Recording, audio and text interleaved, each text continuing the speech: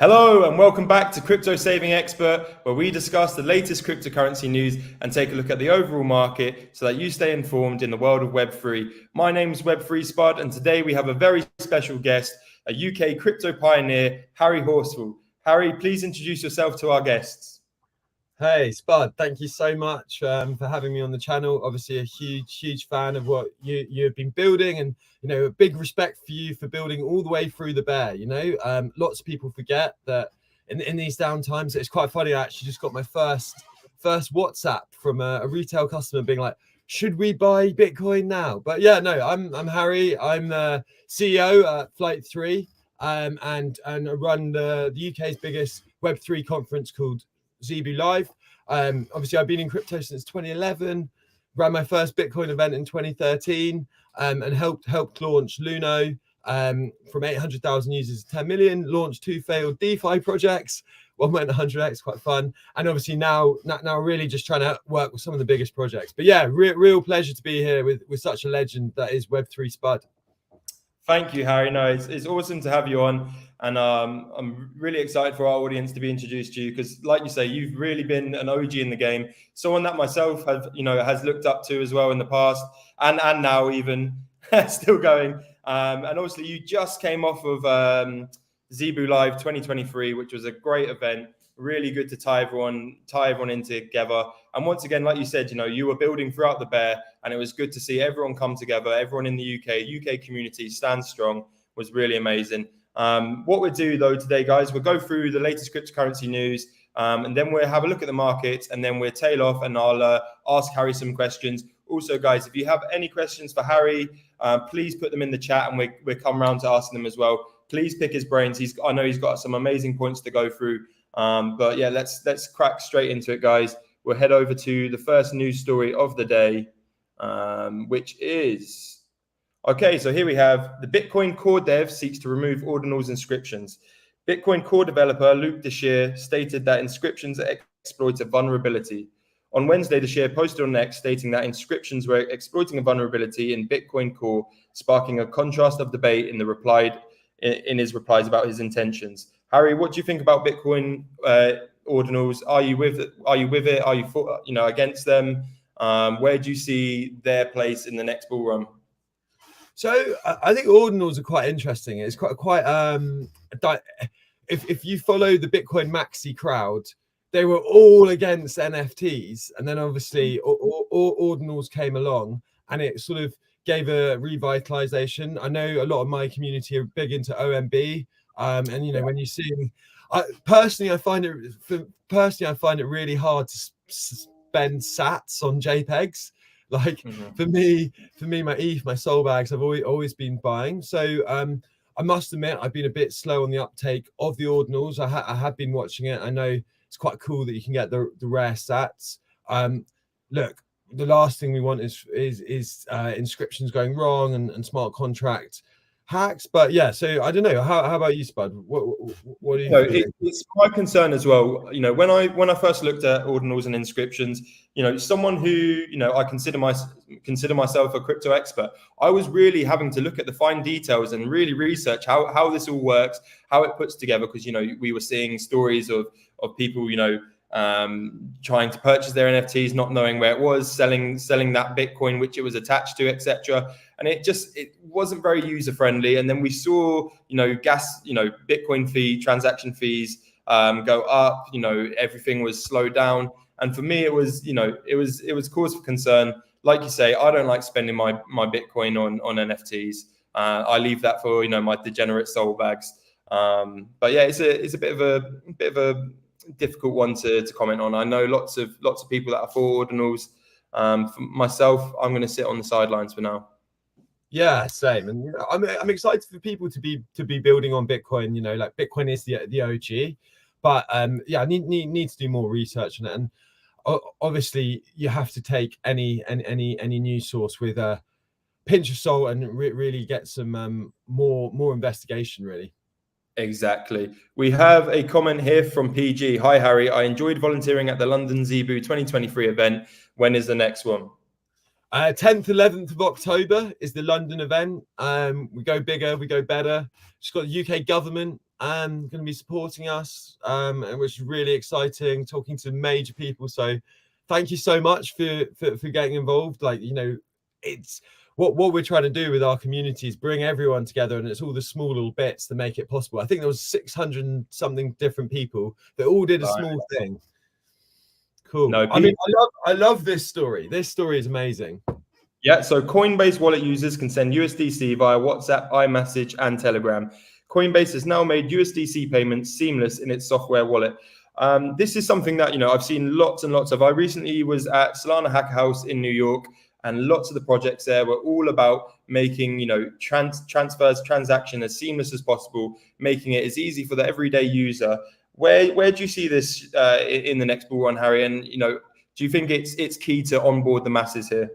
Absolutely unbelievable. You know, I spent a long time trying to get people to, you know, we called them a crypto curious audience, people that like heard of Bitcoin, hadn't started, and we wanted to sign them up to Luno. And, you know, you needed to do KYC, you needed to deposit money, and then you got there and all you could do was buy and sell Bitcoin. It's like a lot of steps for not a, like, yes, okay, you may want to get investment gains, but there's very little that you can do once you have a bit of Bitcoin because you're not really spending it yet.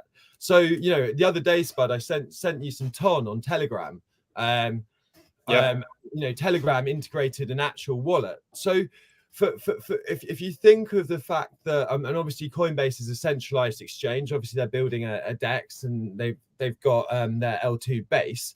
But if you think about it as a centralized exchange, it kind of works like a bank in the sense that if I send you one Bitcoin from my Coinbase to your Coinbase, there's no fees. They're just moving the ticker. Yeah. Like obviously some maxis won't like that because crypto should be on chain and you should own your own keys, not your keys, not your crypto team. Don't keep too much on exchanges. But words. For the mass market to be able to just ping you $20 of Bitcoin via WhatsApp, wow, that can go really quickly. Suddenly your football games can use WhatsApps. You know, it's a really exciting exciting time. And when people can just be onboarded to use crypto, it means that we don't have to spend so much marketing to get them onto the platforms, and we can start building cool stuff like, you know, paying for stuff, trading stuff. So yeah, really big stuff. And, you know, final point on Coinbase, they've just launched their stand for crypto in the UK. So they're going to be really lobbying the government. They've just released their massive, cool new campaign, which they created internally. As a marketeer, big fan of, it doesn't always have to be that way, was that campaign. So I think Coinbase are really like, with all the heat that Binance are getting and some of the other exchanges are really using their like sort of slow dominance and their regulation real skills to really steamroll, and especially on the institutional side. So big eyes on Coinbase right now, and, you know, especially even the Coinbase stock, which is an interesting one. Amazing. And I've got to say thank you, Harry, for the payment you sent me the other day. Let me know in the chat, guys. Do you have friends like Harry that randomly send you crypto? It's a nice surprise. Get some friends like Harry, guys. We'll head over to the next story, which is, crypto.com bags the electronic money institution license from the FCA. Yeah, so as you mentioned just now, super bullish on this. Singaporean digital asset exchange Crypto.com has bagged a license from the United Kingdom's FCA to operate on an electric money institution, EMI, in this country. I think my first point on the story is that license is not a crypto license. That is much more of a banking license. And it's great that they've got it. It means they can add their cards. But yes, the crypto registry license is still really hard to get on. There's a big backlog. But what I'm hearing from sources is that from January, like PayPal are coming back in January. So PayPal stopped payments. And look, the UK is now. I wanted to remain in Europe. My girlfriend lives in Lisbon. I travel all around Europe. I'd love to have worked there. It's a bit of a blow. I hate being in that long airport queue. But the positive thing of leaving it is that, like, UK laws will now be set by the UK, and so we can move a lot faster than the European Union in passing these rules. and you know, from the task force that I'm involved in the government and people I'm speaking to, from January they're really going to start steamrolling it. Obviously we had the new financial promotion laws all come live. A lot of people are asking me, am I worried about this? Am I not worried about this? Actually, I think it's a good thing. It's a bit annoying for projects at the moment that need to update, but really from someone that comes from a gambling marketing background, where like, you know, half of our adverts would be like, if the fund stops, stop, you know, telling retail consumers, this is 100% chance is going to zero. Read this, you know, it's just giving people some risk warnings so they can't be like, oh my God, 1000% APY, I'm in. So I'm really bullish on the regulation. You know, we all want regulation. As you know, we want to follow the rules. And you know, like I say, Luno tried to get a license because they were regulation first in 2017, 18. You know, where they didn't add all the coins, all the futures, all those. They believed in this right from the beginning, and the FCA just didn't even acknowledge their approval. So this is really exciting. Well done to crypto.com. You know, I was early MCO, but we need to do a lot more. You know, there's so much more that we can do to support our industry. And London, you know, as you know, Spud, I'm a big advocate of the London crypto scene. And I think we've got the opportunity to be a leader. We've got everything here: capital, talent, time zone. Just need to make sure the regulation keeps up, because Spud, what does everyone in Web3 like? Speed. This ties into the question from Christian here. As you support and try and educate the UK scene on crypto, what is your take on the future for UK on adoption? I think it's going to be absolutely astronomical. The education needs to come by like using, you know, if I try and explain to you what a BRC20 smart contract is, or, you know, try and explain an NFT in technical terms, bloody hell, you know, I'm not even intelligent enough to, you know, non-fungible token means this and that, you know, can draw some economic graphs. If I'm like, go on Magic Eden and buy a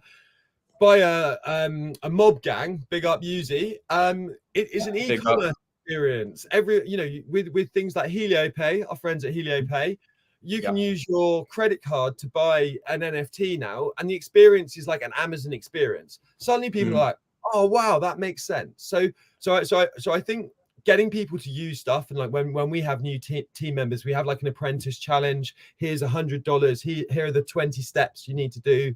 Bridge to a chain, buy an NFT. So on that side, and then on a much higher level, on a more sort of like government level and big institutions like Santander, I don't know if you saw the news recently, just they've got a trading house for Ethereum now. On a senior level, these big guys are understanding it, and so they're going to start loosening up their laws and their rules and letting you use your bank account. I mean, one of the biggest challenges we have in the UK is our bank accounts keep getting closed by the government for interacting with crypto. So but I think, you know, and final point on this, I think the education comes from everyone not just reading the news and all the scaremongering stories. You know, like people like Spud have been working really hard this year in tough conditions, and everyone's just talking about FTX. FTX was not crypto scam. FTX was a fraud. That was like, he was using customer money to invest in other stuff and without permission. So I'm very bullish. There's a lot of amazing London meetups. You know, we just had the Solana. We run something called the Super Team in the UK, and like 15 people coming together, all sharing information. But there's so many London Women of Web3. There's all of these different little meetups that are all helping educate. But I do believe the breakthrough will be when people just have a need. Like if we think of Glastonbury Festival, sold out in 2 minutes. If there was an NFT waitlist for that, people would jump on it. They wouldn't care what an NFT was. So I do think we need a use case that is so good that's not just like, oh, I want my $10 to become 100, aka make money, for us to really use this Web3. For sure. Great explanation there, Harry. I'll just, you know, while we're on the topic of super teams and Solana as well, I saw last night, you know, I got major FOMO. I'm currently out in Tenerife, not in London. And I saw that you put on an amazing event. It looked spectacular. If you could let the audience know what went on last night and who was involved and what's the aim of the events there. Yeah, so I have to shout my big up Cap. He runs Solana UK. been working very closely with him the last 2-3 years. Joined as a whippersnapper, and now he's absolutely smashing it. But yeah, what we ran sort of an accelerator day where we're taking projects that were like getting ready to raise, had products, and helping them with like go-to-market strategies and fundraising and sort of community building. And then in the evening, we had 750 people to the Royal Exchange in Bank. Wow. Crazy on a Tuesday. I may have announced the bull market was back in that thing. It's happened. So, yeah, I guess we still, when we're also heads down building our projects and working on what we're doing, and the strain of like everyday life, like sometimes you can forget that we are right in the heart of one of the most exciting things since the internet itself. And meeting other people and going like, oh, you're building this, I'm building that, let's collab. Not quite a 30-minute like sort of Google Meet call because everyone's so busy, but great to touch base. And you know, we were celebrating the end of an amazing year. And you know, so for those of you who don't know, Solana started the year like at $12. As low as $8 at one point. As low as $8. I mean, I was watching it and I was just like, this is too low. And so, you know, lots of people like, is Solana going to survive? So we were celebrating Solana and their success of building back up in a very, very tough year, all the work they're doing in London and that we've helped them with. And then we're also celebrating the London community and all of the folk that, you know, some of us have been friends now for 5, 6, 7, 8 years. You know, Dr. Nick, good friend of mine, was there. You know, he was the first person I spoke to who actually knew what he was talking about. And I was like, oh, I'm sorry. And he was like, you're completely wrong. I was like, wow. So it's always inspiring to see those people. I think it is important to still get that sense of community, because when we go but yeah. No, amazing. And for anyone who's interested in getting involved with the UK community, make sure to follow Harry as well. We dropped his @ on a tweet with Crypto Saving Expert. And also, just to mention, with Super Teams as well, we will be having one of the members, Cap, on the live stream, fingers crossed, next week. So keep your eye out for that. I'll let you know. It'll be amazing to hear Cap's point of view as well. He's got lots of alpha, and like Harry said, Harry trained him up from a young age. So Cap's absolutely smashing it. He's training me now. yeah. No, Cap's doing an amazing job, and Super Teams in general. Super, don't pardon the pun, super interesting to see what they get up to within the UK scene and beyond. Let's head over to the next story today, which is Phoenix Group debuts on Abu Dhabi Securities Exchange after IPO.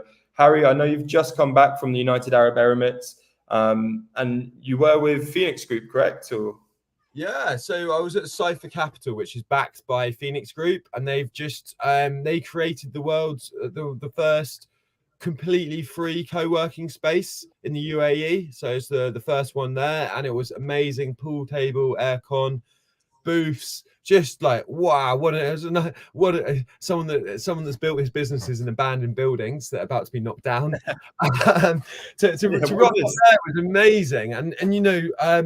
I left the UAE just thinking, wow, you know, like recently I was invited to the House of Lords, and I was speaking to some quite influential people in the UK policy making, and they're talking like crypto's happening in 5 years.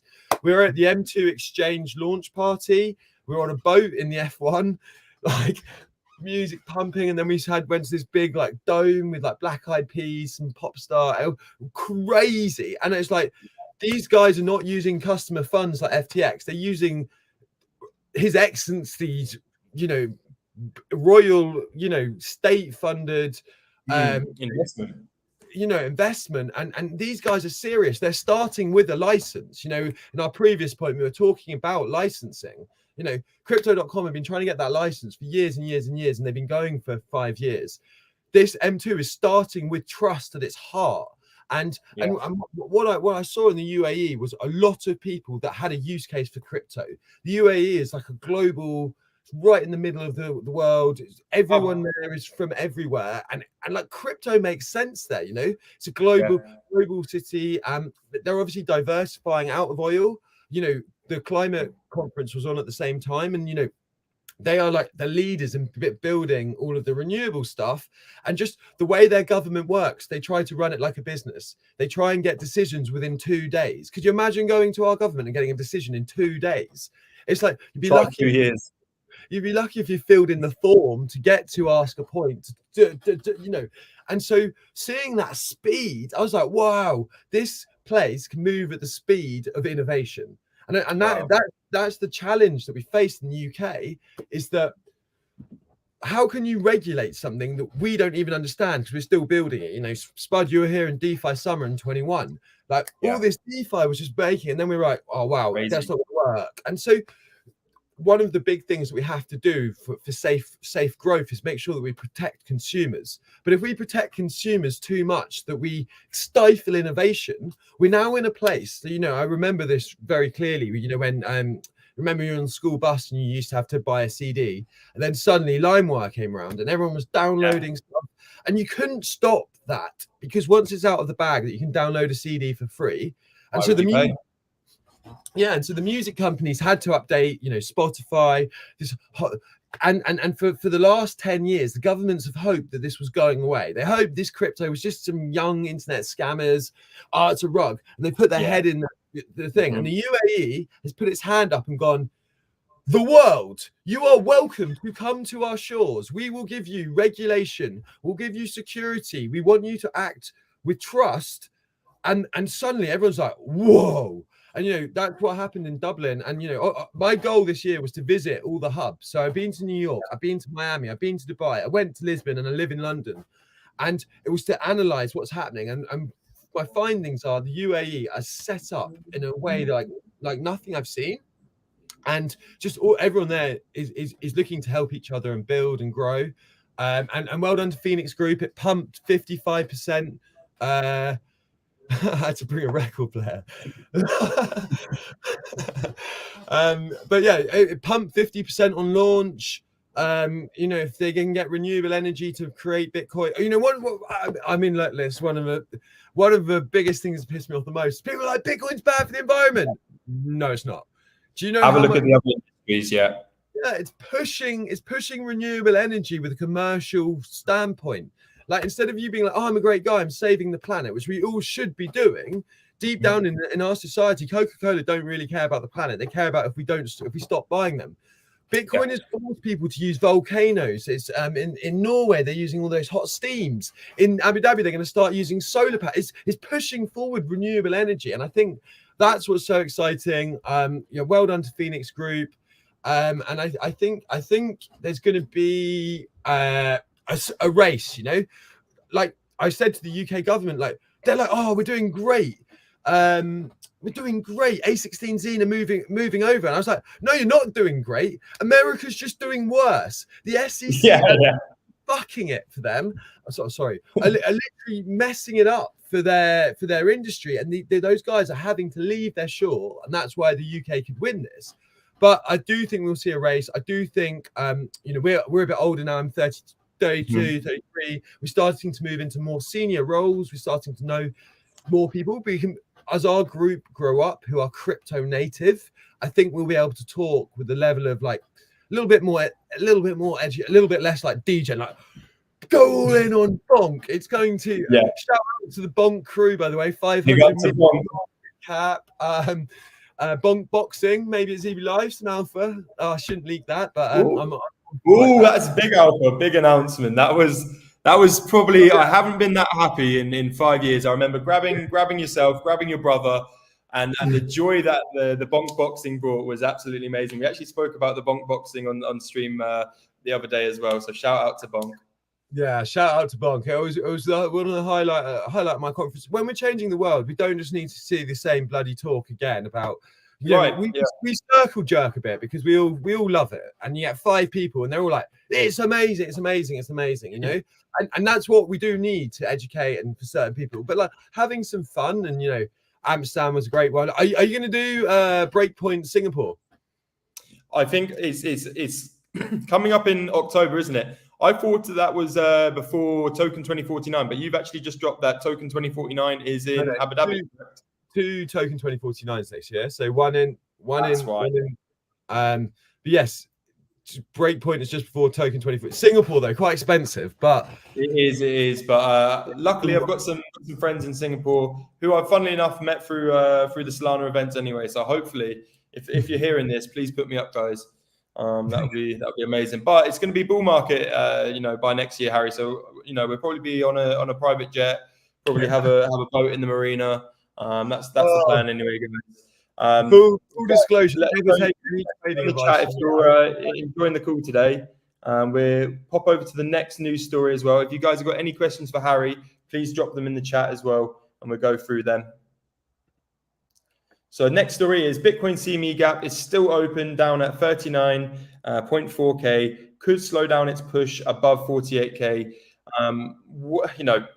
We're about 44K right now with Bitcoin, which is absolutely amazing. We do have the CME gap from the weekend, still down at 39K. We do have previous CME gaps down at, I believe, 22K as well. So will this one get left behind as well, like its predecessor down at 22K? Will we skyrocket up to 48, or do you think we do see a return down sub 40K, Harry? Where do you see Bitcoin going in the short term? I'm not clever enough. I never really understood what CME gaps are. Like, I always hear all my trading groups talk about them. I know it's like a futures thing and how certain orders aren't filled. Look, deep down, I think Bitcoin's going to $1 million. I said that 2013 that was going to 100K. Like,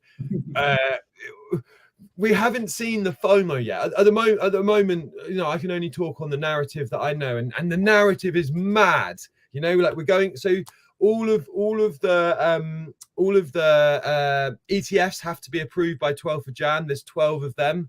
BlackRock is obviously the favorite. It's like, are they going to be fair and approve all 12 at once? It'd be really unfair on the Winklevoss twins and Barry Silbert at DCG, who've been trying to get this for 10 years, if BlackRock just steam in and get it. But so we go into that narrative. We then go into the halving in March, April time. And the supply of Bitcoin on exchanges is getting lower and lower and lower. There's only 21 million Bitcoin. These guys in the Dubai and Abu Dhabi private funds have $900 billion. If the ETF comes in and they all want one each, there's not enough. So unfortunately, maybe you can give your view on the CME gap. Guys, I think Harry's response to this reply has been to this question has been amazing. You can really see, Harry's not focused on the short term, guys. He's focused on the long term. He's here building, dipping down, sub 40K. Harry's not bothered. He's really thinking of the long term, and you can see his passion come through, and passion amongst us as well. That we do see Bitcoin going past 100K. Do seeing Bitcoin go to $1 million. It's a when, not if. And I think Harry's, response to the question really shows that, guys. We're here building, more concerned in the long term. Yes, you can make, nice gains, trading up and down, scalping, day trading, all of that. By the way, which you can join the CSE Plus Discord. We've had some amazing winners recently. Make sure to join that, guys. We've got a referral going in the description of this video on YouTube, so make sure to check it out. DM me if you're unsure as well, and we can talk you through that. But I think what we can take from this is, with Bitcoin, look at it long term. Don't worry about the short term too much. And if you are wanting to trade, jump in the Discord, jump in CSE Plus, and we'll go through it there. We've got some more questions for you, Harry. So that was the last news story of the day. So we'll go on to markets now. We've got a question from PG.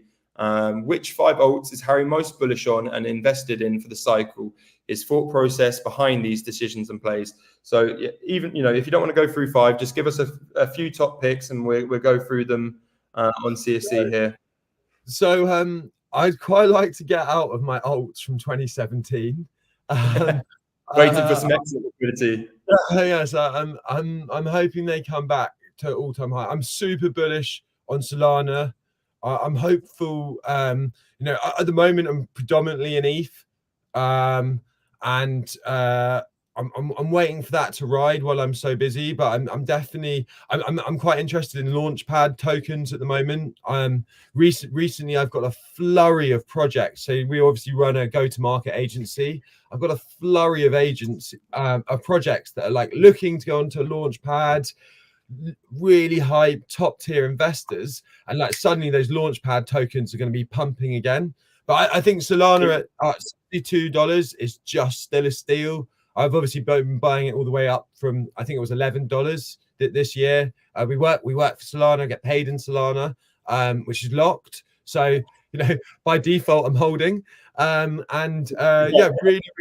really bullish on what Solana can do. I still think, obviously, the fundamentals of ETH are great. And then I think one of the things that I like to do is look through projects that have launched, survived the cycle, and their token is like right down, and I know that their team is still building. I know that because a lot of people have given up or run out of money, or it's very hard to do a raise. So there's a quite I really want to spend some time and really work out my strategy, but at the moment I'm stacking as much Sol and ETH as I can. That's really my sort of safe that's sort of my sort of safe play. We've got a question from Christian here. Main question is Harry and CSE Plus. I think we'll have to invite Harry along to CSE Plus, get him in the Discord, and we'll get him some low cap altcoins as well. Harry, he's going for some really great blue chips there. Solana, I'm very big on myself as well. Ethereum, can't go wrong right now. I believe you were a long time holder of Cardano as well. Yeah, so I want so I'm leaving that. I'm neither bullish nor bearish. I'm just hopefully it comes back. I know Joel desperately wants me to sell it at $3. It's like banging my door, being sell it. I'm a terrible trader, by the way. Like I shouldn't be allowed on the show, really. I'm just being bullish. And I'm too optimistic where it goes. But yeah, no, I definitely don't think the right project's even been built yet. I think some kid at Harvard is going to look at everything we've built and be like, why are you doing that? Whack a new project when they're like sort of 17 and rebuild everything. And and a lot of I don't know what your thoughts on all the L2 launches are. I'm trying to farm the ZK Sync airdrop. Trying to do as many, trying to do all the points to get as many wallets to qualify for that. But this L2 narrative, all the L2s are almost the same because they just copy and paste the same tech, and it's like a crazy new world where I'm quite happy because marketing will be the definer. If everyone is just copying and pasting the same L2s and the same features, tech no longer becomes the sort of deciding factor, and it's going to be like, why are you going to use that one? Why are you going to use that one? So I'm quite excited to see what happens with all these L2s. Obviously, Near's going for its like AI pivot, which is quite interesting. I would quite like to get some M2 after seeing what those guys have got. We've been talking about M2 in the Discord as well. I think everyone's super interested to get their hands on some M2 tokens now. I definitely want to chuck a few playful ETH into M2, like seeing the level of backing they have, seeing we all saw what happened to BNB in the last run. I was lucky enough to get into BNB very early, and rode it all the way up to $600, back down to $200, where it is now. But that doesn't matter. Who needs profit? That's fun, eh? That's fun. But no, yeah. So M2, I've seen that. But I'm always looking for the DGen plays, trying to get into sort of pre-sales at the moment. And that's always a fun place to play. Amazing. And you mentioned your brother there. Obviously, you come in a strong duo, two very intelligent lads taking on the crypto world together. If you could just drop some alpha about your brother, and he is would you say he's the better trader of the two? Yeah.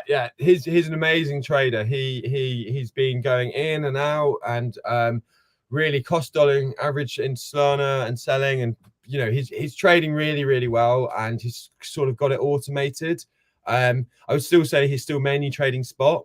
Are you using leverage trading as a community? Do you guys are you using that? We use a lot of leverage, and recently we have been doing some degenerate 100x trades, but we like to take it with caution. Generally, I am a spot trader.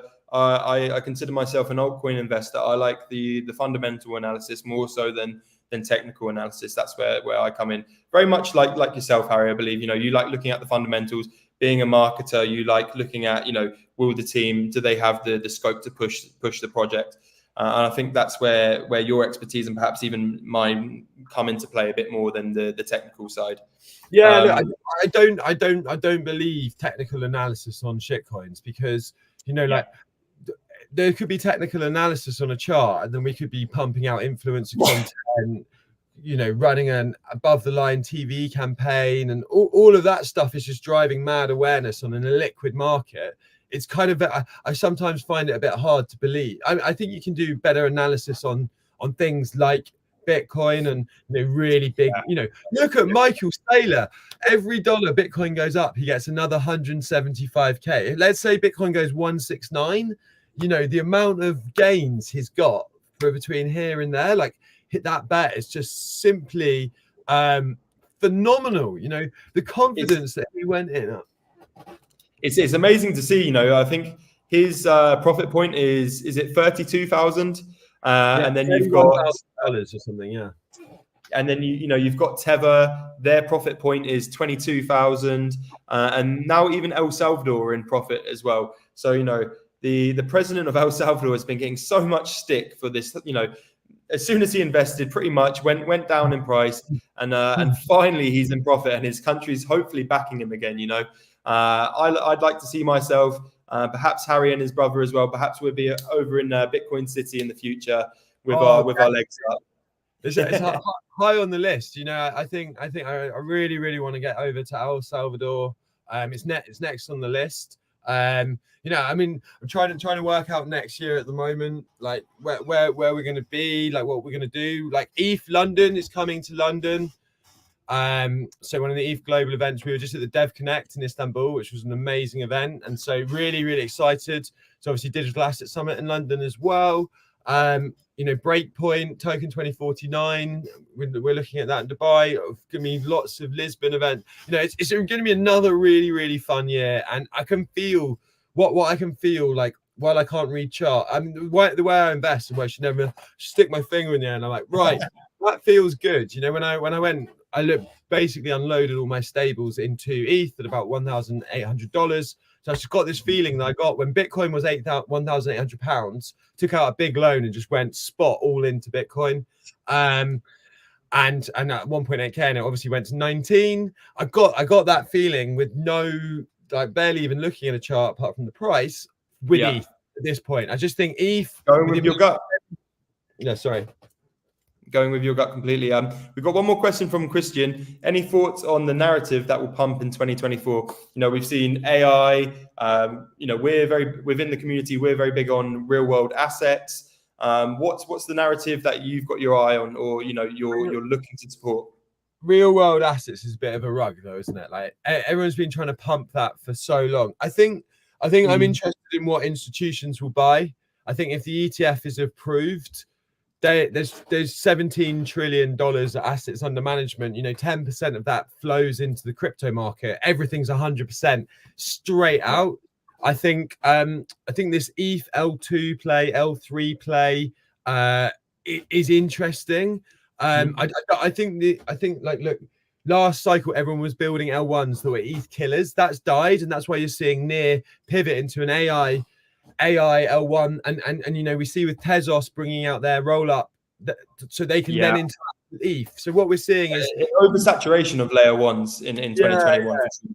The layer ones that were trying to be ETH killers are almost trying to morph into L2s on ETH, or at least be interactable with ETH. So it looks like ETH is becoming this sort of base hub, and if you have these L2s and they roll up, it does make ETH a lot cheaper. I mean, it's why we like Solana. It's just so cheap, and it's on Solana. You're not having to go here. So I think interoperability is going to be really big. I think the halving is going to get like pique people's interests. Obviously, I think launch pads will come back, and I think this year people haven't wanted to invest in tokens. We're just gonna go back to like, oh, chuck me a cheap key 5k soft. Go on, we go way back. Back in the days when it was like that, and you had like sort of VCs being like GameFi. I do think I don't like gaming personally. I am excited for GTA 6. But I do think gaming is a good fit. We saw Ubisoft launch Axie Infinity. Obviously, their tokenomics didn't work and it was a rug. But someone is going to get it right, or they're going to integrate, or they can connect with the game. And like gamers get it. They're already on Discord. They already collect items. They like the status of certain items. I think that's going to be massive. I hope NFTs come back. I'm obviously holding so many NFTs. I see your you. I'm a big Frank the God fan. He's not very popular at the moment. And look, the problem with us Web3 DJs is we're all so impatient. It takes a long. When I was talking to Charles Hoskinson in 2017, and Cardano was worth more than SpaceX, and SpaceX literally launched the rocket that day. Cardano was more than a bloody white paper, and he was like, I didn't set the price of this. This is the hype. And so, and what I work with a lot of these foundations, I work with a lot of these big projects, they're small baby startups. Yes, they're worth billions of dollars, but they're only 4, 5, 6, 7, 8 years old. We look at Microsoft, Nike, if anyone who's read Shoe Dog in the early days of when he was setting up, it was called Blue Ribbon before Nike turned into Nike. It was like wild. He was on the edge of bankruptcy. These startups are 4, 5, 6 years old in an industry where they've had no support, no regulation, tough financing from degens on the bloody internet. And now we just shout at people like, when dev do something. So I think it takes time. And what I'm excited about is finding that WhatsApp. Exactly. 8 years is ancient. And what I'm excited about is who's going to build the bloody WhatsApp of Web3, something that's so damn good you don't even know you've downloaded it, because you've got to download it to join the group WhatsApp, the lads chat, so you can go out and have some beers, which is what we all want to do. So thank you so much for having me, Spud. It's been absolutely amazing. I'm sure you're going to smash it with your channel. Thank you so much, Harry. Honestly, it's been a pleasure. I know the community and people in the comments have had a really good time today. Hopefully, we can have you back sometime in the future as well. I'm looking forward to Zebu 2024. Looking forward to all the events that Harry's going to be putting on. Make sure to follow him, guys. Harry Horsell _ I believe on Twitter. Yeah, and are you going to leave me with your? Let's say we come back same time next year. What's your prediction for the Bitcoin price? Right, I'm going to say. No, we'll go Bitcoin prediction for Zebu 2024, shall we? Yeah, so at the time of the next event, I'm saying Bitcoin will be 72,269. I'm going 101. Oh, okay. I'm writing these down, Harry, and we'll have a little wager when it comes around. Brilliant, guys. Hope you've had a great stream today. Make sure you show Harry some love. Thanks, guys. Have a brilliant rest of your day. Take care.